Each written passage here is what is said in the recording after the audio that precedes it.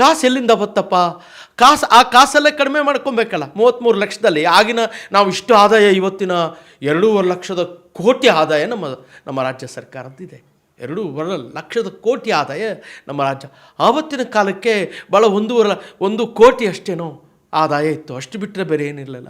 ಆ ಆದಾಯವನ್ನು ಮಿಗಿಸ್ಲಿಕ್ಕೆ ತಮಗೆ ಹೇಳ್ತಾ ಇದ್ದೀನಿ ಸರ್. ಹೆಸರುಘಟ್ಟ ಮತ್ತು ಈ ಮಲ್ಸಂದ್ರದಲ್ಲಿರತಕ್ಕಂಥ ಕಲ್ಲುಗಳನ್ನು ತಗೊತಾರೆ.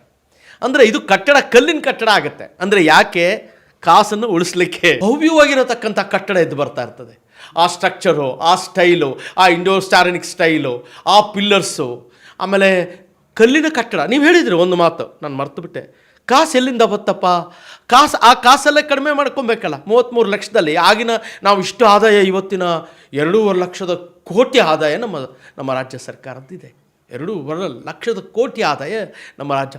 ಆವತ್ತಿನ ಕಾಲಕ್ಕೆ ಭಾಳ 1 ಕೋಟಿ ಅಷ್ಟೇನೋ ಆದಾಯ ಇತ್ತು, ಅಷ್ಟು ಬಿಟ್ಟರೆ ಬೇರೆ ಏನಿರಲಿಲ್ಲ. ಆ ಆದಾಯವನ್ನು ಮಿಗಿಸ್ಲಿಕ್ಕೆ ತಮಗೆ ಹೇಳ್ತಾ ಇದ್ದೀನಿ ಸರ್.